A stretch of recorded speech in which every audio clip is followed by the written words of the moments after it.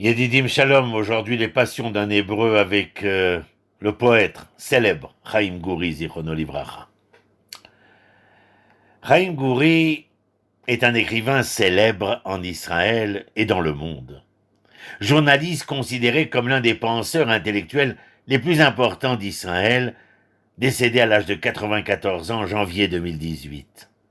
Gouri a reçu plusieurs des plus hautes distinctions d'Israël pour son travail d'écrivain et de poète, dont le prix Bialik et le prix Israël. Il était une figure éminente de la génération fondatrice d'Israël et son travail est inextricablement lié à une grande partie de la philosophie nationale de l'État d'Israël. Un certain nombre de ses poèmes, les plus célèbres, sont devenus certaines des chansons les plus appréciées d'Israël, en particulier celle sur la guerre d'indépendance en 1948 et la fondation d'Israël.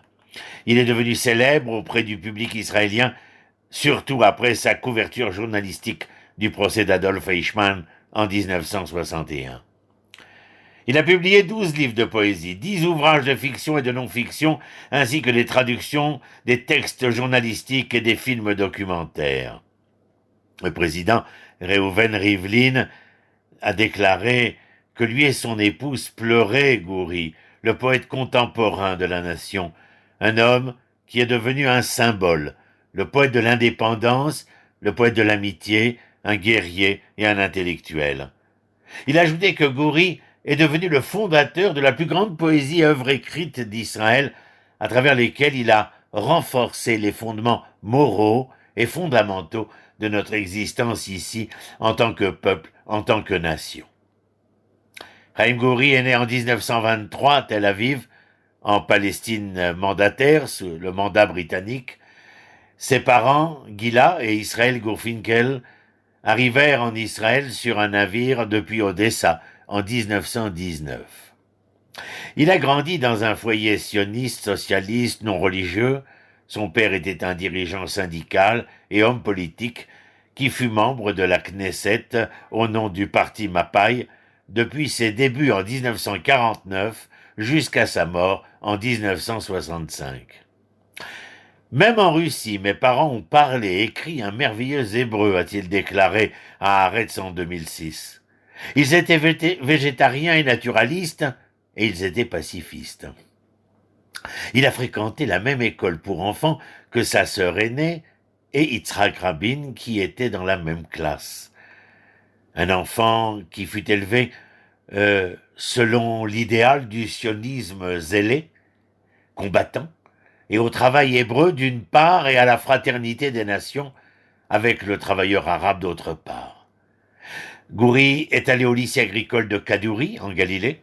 Après avoir obtenu son bac en 1941, il fut l'un des premiers à s'enrôler dans le Palmar, la force d'élite préétatique de la Haganah, où il prit le surnom de Djouri, dans cette même unité du Palmar. Plus tard, en tant que commandant de section dans le 1er bataillon, il a participé à un grand nombre d'opérations militaires clandestines contre les Britanniques. À cette époque, il se faisait aussi appeler le poète de la cour et écrivit un certain nombre de poèmes bien connus dont beaucoup furent par la suite, comme je l'avais déjà dit, transformés en chansons populaires. En 1947, à l'âge de 23 ans, et avec une expérience des armes, des engins de campagne et des explosifs, il fut envoyé par la Haganah en Europe pour aider les survivants de l'Holocauste et les préparer pour l'Aliyah en Israël. Il a écrit plus tard que son travail était de transformer les restes des survivants en un camp organisé sur le chemin de la terre d'Israël. Il resta en Europe et les forces de défense israéliennes nouvellement fondées l'envoyèrent en Tchécoslovaquie et il devint le tout premier commandant du premier cours de parachutistes au nom de Tsahal. Ce cours était formé de soldats juifs ayant servi comme parachutistes même dans les armées alliées pendant la Seconde Guerre mondiale. Prendre un rescapé de l'Holocauste et le transformer en parachutiste est une bonne chose, déclare Gouri. Quand je fus parachuté avec ces survivants, j'ai compris que c'était là la raison pour laquelle j'avais été envoyé là-bas pour vivre ce moment. À son retour en Israël, il rejoint de suite la brigade du Negev en tant que commandant adjoint du 7e bataillon. Il participe à la conquête de Beersheba et est ensuite nommé commandant adjoint des forces qui prendront la cité d'Élat. Au cours d'une trêve momentanée, durant la guerre d'indépendance, il se rendit à Jérusalem où il écrivit deux de ses poèmes les plus célèbres, celui qui contribua à faire de Chaim Gouri l'une des légendes culturelles d'Israël. L'un d'eux est le fameux Babel Ouad, qui est la traduction de Shahar Haggai en hébreu à l'entrée de Jérusalem, à la mémoire des soldats tombés dans cette même région, alors qu'ils se battaient pour garder la route menant à Jérusalem bloquée. Et l'autre poème fut Aréhout, l'amitié. Si vous le voulez, nous allons écouter un morceau de Babel Ouad. לנצח זכורנה את שמותינו, שיירות פרצו בדרך אל העיר, בצידי הדרך מוטלים מתינו, שלד הברזל שותק. Je reprends ce que j'étais en train de vous raconter. Babel Ouad, souviens-toi à jamais de nos noms. Des convois ont forcé la voie vers la ville. Les bas-côtés de la route sont jonchés de nos morts. Les carcasses d'acier muettes comme un champ. Babel Ouad, souviens-toi à jamais de nos noms. Babel Ouad, sur le chemin de la ville. Les gens ne réalisent pas combien de personnes ont été tuées pendant la guerre d'indépendance. Nous avons perdu 1% de la population, 6000 personnes. L'avant-garde, le fleuron de notre population, déclara Gouri. Jusqu'au jour de sa mort, il affirma qu'il sentait que la guerre d'indépendance se poursuivait. Toutes les guerres sont le résultat de 1948. Tout le temps, nous sommes en état de guerre. Cela a créé toute une culture ici en Israël. Après la guerre, il déménage à Jérusalem et commence à étudier la littérature hébraïque, la philosophie et la culture française à l'université hébraïque. Son premier volume de poèmes, Fleurs de feu, Année de feu, paraît un an après la guerre, en 1949. En plus de ses poèmes et romans, il a également traduit des pièces de théâtre, des poèmes, des histoires. Il remporta le prix Sokolov de journalisme en 1962 pour sa couverture du procès Eichmann. Le prix israélien de poésie hébraïque en 1988, le prix Bialik de littérature et le prix de littérature hébraïque Newman en 1994. Parallèlement à ses œuvres littéraires, Gouri a travaillé comme journaliste, d'abord pour la Merchav, où il a couvert le procès Eichmann du premier au dernier jour. Plus tard, il écrivit pour le journal Davar jusqu'à sa retraite à l'âge de 65 ans. Il a également publié un certain nombre d'articles dans le journal Haaretz. En 1972, il a été invité par des membres du kibbutz Lochamei Getaot à créer un film pour le musée de la maison des combattants du ghetto du kibbutz sur l'Holocauste et la résistance juive. Le premier de ces documentaires sortira en 1974 et fut nominé pour un Oscar dans la catégorie du meilleur film documentaire. 2 autres suivront plus tard. Gouri a également participé à la guerre des 6 jours en tant que commandant de compagnie dans la bataille de Jérusalem et à la guerre de Yom Kippour en tant qu'officier dans une formation blindée du Sinaï. Il a décrit la guerre des 6 jours comme celle qui a réuni la terre et divisé le peuple. En 1967, il participe activement à la création du mouvement pour le Grand Israël aux côtés du célèbre Nathan Alterman. Cependant, dans les années qui suivirent, il vit les torts de l'occupation et progressivement se sépara de ce mouvement, comme il dira.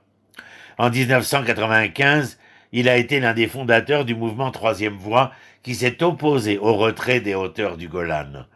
Il a finalement, là aussi, abandonné cette plateforme politique. Ces dernières années, Gouri participera à des luttes contre les détentions administratives, les démolitions de maisons et les expulsions.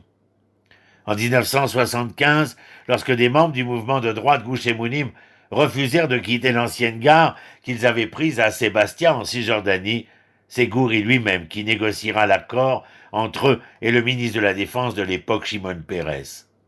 Après ces négociations, 30 familles furent autorisées à s'installer, sur une base militaire voisine de Kadoum, donnant naissance aux colonies d'Elon Moreh et de Gdoumim. Dans son livre de 2004, « Je suis une guerre civile », Goury a expliqué qu'il était né pour vivre entre les contradictions et pour se frayer un chemin entre les schismes. Si les gens veulent m'attaquer en tant que membre de cette génération et me dire que j'ai péché, je refuse d'accepter cela. J'appartiens à la nation la plus persécutée et la plus opprimée de toutes. Oui, des injustices ont été commises au cours de la guerre. Oui, de grandes destructions furent causées à nos voisins. Voici ce qu'il déclara. La littérature hébraïque, poursuit-il, n'ignore pas les actes horribles. Mais vous ne pouvez pas dire que notre fondement réside dans l'injustice et que nous n'avons aucun droit souverain d'exister ici, déclara-t-il au journal Haaretz. Je suis né sioniste et mourrai sioniste et toute ma vie, j'ai combattu pour le sionisme. Au cours de ces dernières années, il écrit à quel point il est préoccupé par les changements de société qui avaient lieu ici en Israël et a passé pas mal de temps à réfléchir quant à l'avenir du pays. Dans un article qu'il écrivit dans Haaretz, après son 90e anniversaire, Goury dit « Maintenant, pendant mes dernières années, je réfléchis souvent aux problèmes de notre identité nationale, en terre d'Israël, dans l'État d'Israël. Des années ont passé et notre pays continue de saigner de toutes les guerres que nous avons eues depuis. Une continuation de 1948-49. La nation est divisée, complètement divisée sur les principales questions du conflit malin entre les peuples de ce pays et sur la question de savoir comment y mettre fin. Sans accord dans un avenir proche, les descendants d'Yitzhak et d'Ishmaël, deux frères, continueront de pleurer.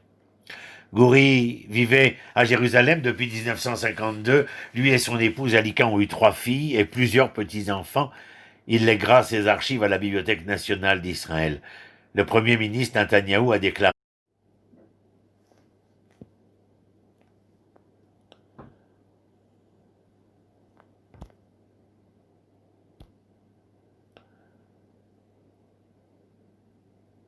combiné de manière exceptionnelle le combattant et l'homme de lettres. Tout le monde connaissait ses chansons, pouvait chanter avec elles, si touchantes qu'elles vous font pleurer, par exemple, Arehout et Bab el-Ouad. Même enfant, j'écoutais ces chansons d'innombrables fois et elles touchaient toujours mon cœur. Le Premier ministre a ajouté que les poèmes de Goury étaient le fondement de la nouvelle poésie juive et faisaient partie de la bande originale de l'État d'Israël. Je n'oublierai jamais ce moment toute ma vie, a déclaré Netanyahou. Les œuvres de Chaim Goury continueront d'être avec nous pour toujours. Puisse sa mémoire être une bénédiction. Écoutons, si vous le voulez bien, le poème Arehout chanté, ce poème de l'ami.